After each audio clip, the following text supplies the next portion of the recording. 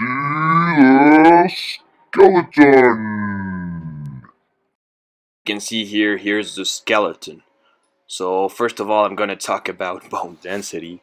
Uh, Bone density in this case is, well, the skeleton provides support and structure to the body, and joints are the areas where bones come together. They allow the skeleton to be flexible for movement. In a joint, bones do not directly contact each other. Instead, they are cushioned by cartilage in the joint, synovial membranes around the joint, and fluid.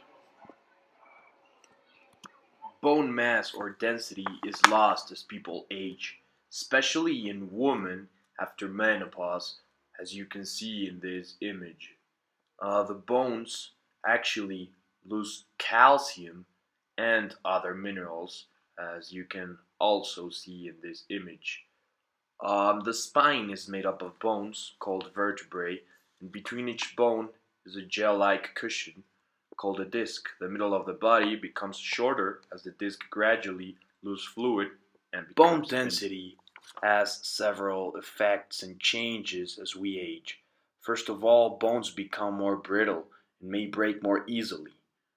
Overall height decreases, mainly because of shortening of the trunk and spine. Inflammation, pain, stiffness, and deformity may result from breakdown of the joint structures.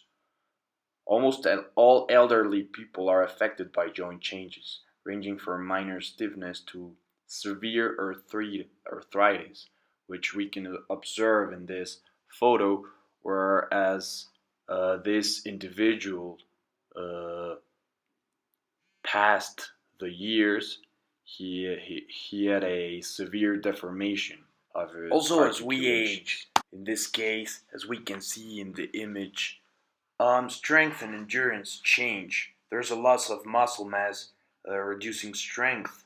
However, endurance may be enhanced somewhat by changes in the muscle fibers.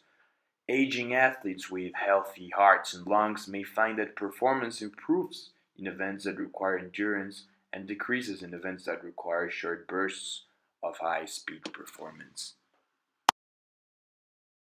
The common problems here are first of all osteoporosis, which is a common problem, especially for older women. Bones break more easily, and compression fractures of the vertebrae can cause pain and reduce mobility, such as size, can be observed in the image. Uh, Muscle weakness contributes to fatigue, weakness, and reduced activity tolerance. Joint problems are extremely common. This may be anything from mild stiffness to debilitating arthritis. The risk of injury increases because gait changes, instability, and loss of balance may lead to falls. Some elderly people have reduced reflexes. This is most often caused by changes in the muscle and tendons rather than changes in the nerve.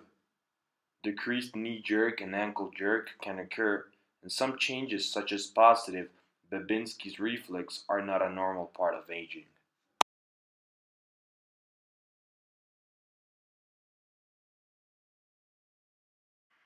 Prevention is something very important in bone density. First of all, exercise is one of the best ways to slow or prevent problems with the muscles, joints, and bones. A moderate exercise program can help you maintain strength, balance, and flexibility. Exercise helps the bones stay strong. Consult with your health care provider before beginning a new exercise program. A well-balanced diet with adequate amounts of calcium is important. Women need to be especially careful to get enough calcium and vitamin D as they age. Postmenopausal women and men over age of 65 should take 1200 milligrams of calcium and from 400 to 800 international units of vitamin D per day. If you have osteoporosis, talk to your doctor, sorry, about prescription treatments.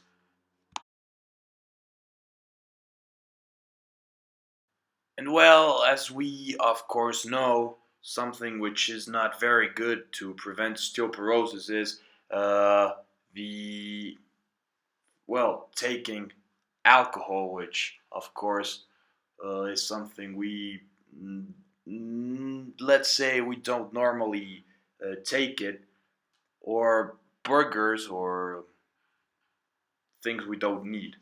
Something very important is the 4 steps in order to prevent the decaying of bone density, in this case, illness of osteoporosis. First of all, the correct intake of hormones, the correct intake of calcium, a very well regulated diet, and finally, doing exercise, something which will always help.